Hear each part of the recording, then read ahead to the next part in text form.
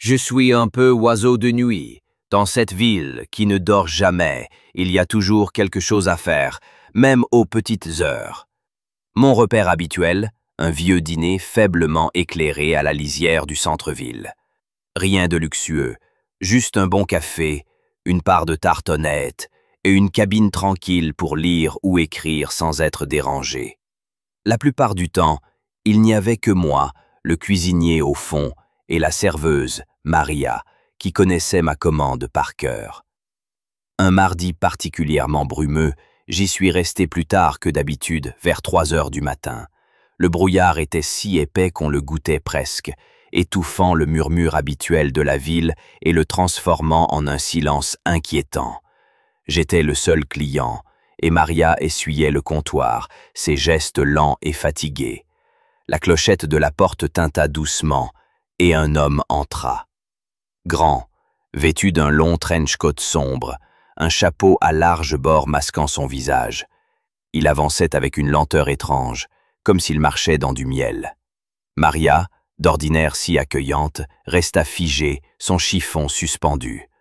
L'homme ne dit rien, passa devant les cabines vides et s'assit à la dernière, celle plongée dans l'ombre. Il ne retira même pas son chapeau. Maria finit par réagir et s'approcha de sa cabine, hésitante. « Puis-je vous servir quelque chose ?» demanda-t-elle, la voix un peu aiguë. Il ne répondit pas tout de suite. Je l'observais depuis ma cabine, un frisson d'inquiétude me parcourant. Il se pencha légèrement et sous le bord de son chapeau, j'aperçus un reflet, non pas des yeux, mais autre chose, presque métallique. Puis, sa voix, basse et rauque, emplit le dîner silencieux. « J'attends juste quelqu'un. » Maria avala bruyamment. « Vous attendez... » « Quelqu'un, » murmura-t-il, « qui va arriver très bientôt. » Maria, mal à l'aise, hocha la tête et retourna vers le comptoir. Elle me lançait des regards, puis se tournait vers la porte. J'essayais de me replonger dans mon livre, sans succès. L'air était lourd, chargé d'une tension muette. Les minutes s'étirèrent. L'homme resta immobile, silhouette sombre dans l'ombre. Le brouillard semblait s'épaissir contre les vitres. Maria était figée, près de la machine à café. Puis il parla à nouveau, toujours à voix basse, mais qui résonnait dans tout le dîner. « Elle arrive. » Maria poussa un murmure. Je levai les yeux. La rue était vide, le brouillard épais. Qui était elle? Et comment savait-il? Alors je l'entendis. Un bruit léger, presque imperceptible, comme des grattements contre la vitre de la porte.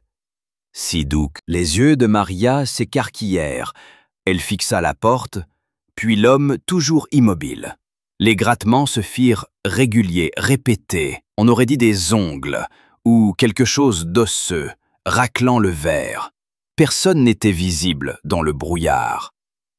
L'homme au trench-coat leva lentement la main gantée, pointant du doigt la porte. « Elle est là !» murmura-t-il. Une satisfaction froide dans la voix. À cet instant, les grattements cessèrent. Un silence absolu, étourdissant. Puis, un coup sec retentit. Pas une frappe, mais le bruit d'un objet lourd contre la vitre. Le verre ne cassa pas, mais vibra, comme si un grondement l'agitait. Maria poussa un petit cri. Mon front perla de froid. Nous étions figés, le regard fixant la porte. L'homme se leva lentement, presque imperceptiblement fluide, comme une vague noire. En se dressant, je remarquai que son manteau ne tombait pas naturellement, comme s'il cachait quelque chose ou rien. Il avança vers la porte. Ses pas ne faisaient aucun bruit sur le lino. Maria se recroquevilla contre la machine à café, la main sur la bouche. Je ne bougeais pas. Arrivé à la porte, il posa sa main gantée sur la poignée. Derrière la vitre, le brouillard sembla s'épaissir du côté extérieur, épaissir en un nuage blanc soudain. Dans ce rideau apparut une silhouette sombre, une empreinte d'une main squelettique, longue et fine, pressée contre le verre. L'homme tourna lentement la tête. Sous le chapeau, là où ses yeux devraient être, il n'y avait qu'un noir d'encre insondable.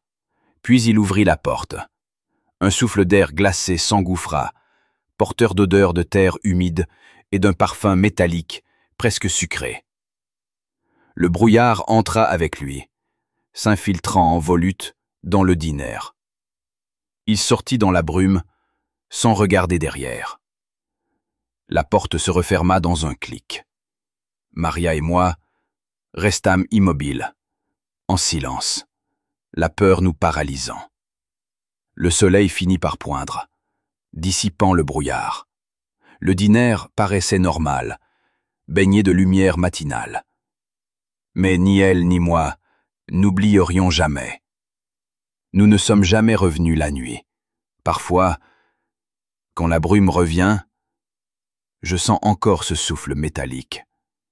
Et je me demande qui elle était. Et si cet homme au trench attend quelque part, toujours.